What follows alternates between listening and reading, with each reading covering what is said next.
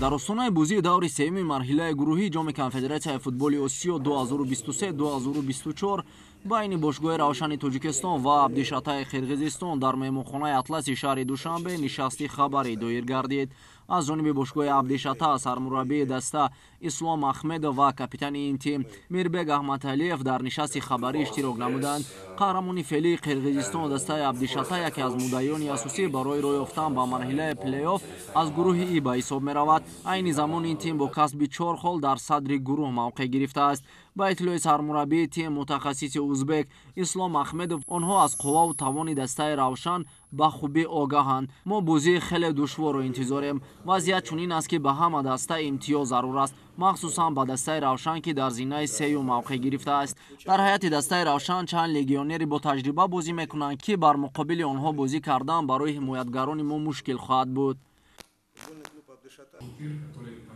ба саволҳои рӯзноманигорон сармураббии дастаи Равшани Тоҷикистон Тоирҷон Муминов ва легионери ганагии бошгоҳ Айдан Окрам посух доданд. сармураббии дастаи Равшан бар он назар аст ки рақибон бисёр дастаи пурқувватанд, аммо мо чун дар хона ва назди мухлисони хеш бозӣ мекунем, ин барои мо қувваву тавони иловагӣ медиҳад. тамоми қувваву тавони хешро барои пирӯзӣ ба харҷ медиҳем.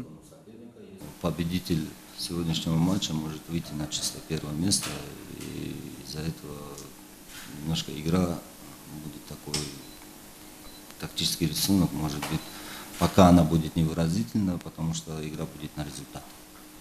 По поводу соперника, хорошая команда, давно я не видел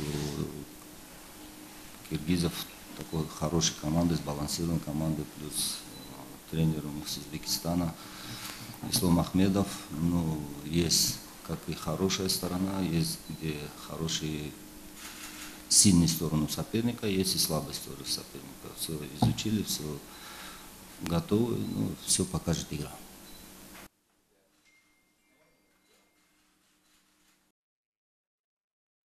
пас аз анҷоми нишасти хабарӣ дастаҳои Равшани Тоҷикистон ва Абдишатаи Қирғизистон охирин омодагии худро ҷиҳати анҷоми бозии даври сеюми марҳилаи гурӯҳии ҷоми конфедератсияи футболи Осиё дар солҳои 2023-2024 доир намуданд. аввалин шуда барои анҷоми тамринҳои пеш аз бозӣ дастаи Равшани Тоҷикистон вориди варзишгоҳи марказии шаҳри Ҳисор гардид. тамрини ягона намояндаи Тоҷикистон дар ҷоми конфедератсияи футболи Осиё тибқи муқаррароти конфедератсияи футболи Осиё 1 соат идома ёфт ва дар он ҳамаи бозигарони дастаи Равшан иштирок намуданд. айни замон дастаи Равшан бо дарёфти 2 имтиёз дар зинаи сеюми гурӯҳи И қарор дорад. ин тим таҳти роҳбарии мутахассиси шинохтаи кишвар Тоир Муминов талош дорад то ба марҳилаи плей-оффи ҷоми конфедератсияи футболи Осиё барояд.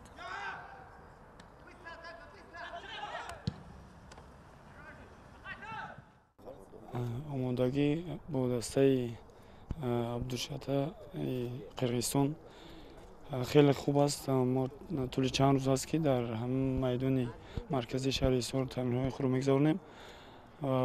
ҳама хуб медонад ки дар гурӯҳи мо дар ҷадвали мо дар ҷои якумоли Абдушата меравад ва мо ҳаракат мекунем ки ин бозиро бо дастгири мухлисон ва бачагон ба пирӯзӣ анҷом диҳем. мухлисон ин бозиро аз мо пирӯзӣ интизор аст. мо ҳаракат мекунем ки ин бозиро бо ғалаба анҷом диҳем. инчунин бошгоҳи Абдишатаи Қирғизистон низ тамринҳои расмии худро қабл аз вохӯрии даври сеюми марҳилаи гурӯҳии ҷоми конфедератсияи футболи Осиё дар варзишгоҳи марказии шаҳри Ҳисор доир намуд. қобили қайд аст ки дастаи Абдишата дар гурӯҳи И яке аз муддаиёни асосӣ барои роҳ ёфтан ба марҳилаи плей-офф мебошад. бештари ҳайати асосии ин тимро бозигарони маҳаллӣ ташкил медиҳанд. ин тим мавсими гузашта дар чемпионати Қирғизистон пирӯзӣ ба даст оварда ба марҳилаи гурӯҳии ҷоми конфедератсияи футболи Осиё роҳ хат гирифта буд. ёдовар мешавем ки дар 2 даври гузашта дастаи Абдишата соҳиби 4 имтиёз гардида айни замон садрнишини гурӯҳи И мебошад. агар дар даври сеюм дастаи Равшани Тоҷикистон ин тимро шикаст диҳад, пас ба садри гурӯҳ мебарояд. дидори дастаҳои равшани тоҷикистон ва абдишатаи қирғизистон дар доираи бозиҳои даври сеюми марҳилаи гурӯҳии ҷоми конфедератсияи футболи осиё дар солҳои 2023-2024 шоми имрӯз соати 19 дар варзишгоҳи марказии шаҳри ҳисор доир мешавад ва телевизиони варзиш бозии мазкурро мустақиман манзури мухлисону ҳаводорони футболи кишвар месозад.